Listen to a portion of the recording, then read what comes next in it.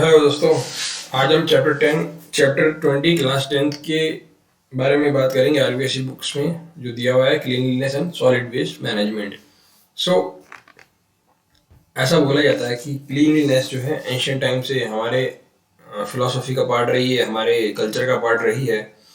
तो clean environment, clean culture, clean body, clean mind, so it is everything. You should keep clean environment, body, soul.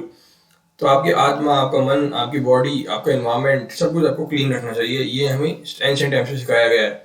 तो आप देखते होंगे पहले ब्राह्मण या जो बच्चे होते थे जो पढ़ने आते थे, तो सबसे पहले उठते ही स्नान या नहाते थे। तो आप पिक्चरों में देखते होंगे।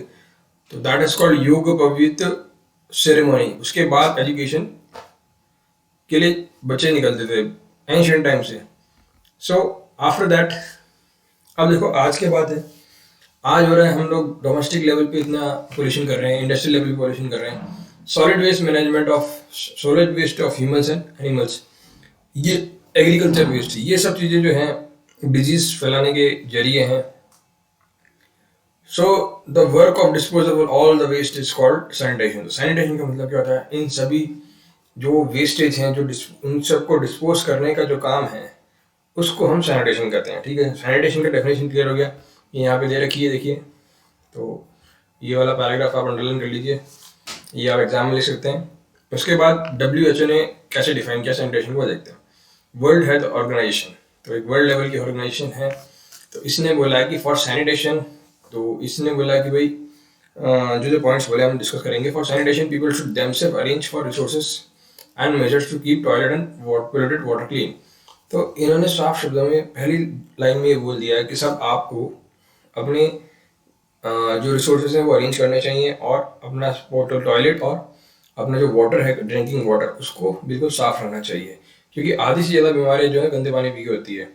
तो इसलिए ये बोलते हैं कि आप एक तो पानी क्लीन रखिए और टॉयलेट्स को साफ रखिए। ठीक है। दूसरा, common meaning of sanitation refers to those provision and facilities and services which make mankind perform a secure disposal of excreta, urine and rubbish etcetera. तो जो भी सैनिटेशन की डेफिनेशन है, जो कॉमन मीनिंग हम लोग समझते हैं, उसका मतलब क्या है कि हम इस तरह की प्रोविजन, इस तरह की फैसिलिटीज, इस तरह की सर्विसेज बनाएं जिससे जो हम इजीली डिस्पोज कर सकें एक्सक्रीटा, यूरिन और जो अदर थिंग्स है जिनको आप फेंकने आते हो। ठीक है। So many entrepreneurs are of opinion that sanitation is an idea, a belief in its entire form and the following things are included in it. तो कई एंटरप्रेन्योर्स ये मानते हैं कि सैनिटेशन के अंदर ये चीज़ें इंक्लूड होनी चाहिए जो हम पढ़ने जाए अब। तो safe collection, storage and sensible disposal and reusability of human faeces and urine and rubbish. तो ये कह रहे हैं कलेक्शन करो, स्टोरेज करो और डिस्पोज इजीली अच्छे से करो, ताकि वो जो पोर्टेबल वाटर है उसको ख़राब नहीं करे और उसको रीयूज़ कर सके, तो खाद वगैरह के रूप में। Then reusing solid waste and management of recycling. तो जो चीज़ें हम रिसाइकिल कर सकते हैं, जैसे प्लास्टिक्स हो गए या और कोई चीज़ हो गई, तो उसको आप रीयूज़ करिए, रिसाइकिल करिए।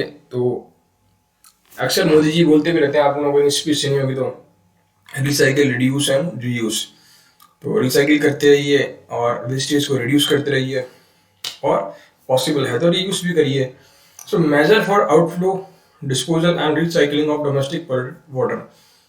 सो जो गंदा वाटर हो गया डोमेस्टिक या जो इंडस्ट्रियल है, तो इंडस्ट्रियल वाला को ट्रीट करके फिर डिस्पोज करो, और जो गंदा वाटर हो चुका है आपके घर पे डोमेस्टिक के लिए आप यूज कर रहे हो, तो उस वाटर को हम लोग आउटफ्लो डिस्पोजल करने के लिए डिस्पोजल कर देते हैं।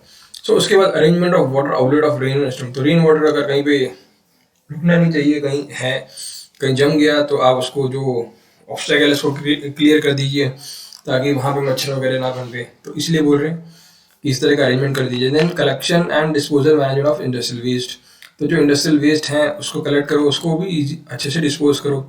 ठीक है। और फिर लास्ट पॉइंट ये क्या बोल रहे हैं कि collection and disposal of hazardous waste. तो हजार्डस वेस्ट से जो हमारे लिए काफ़ी हानिकारक है, जैसे chemical waste, radioactive waste, तो अगर हम उसके रेंज में आ गए तो काफ़ी नुकसान हो सकता है।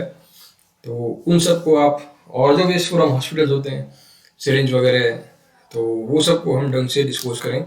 ये सब WHO के हिसाब से सैनिटेशन के लिए हमें करना चाहिए। ठीक है। तो अब अगला वीडियो में डिस्कस करेंगे।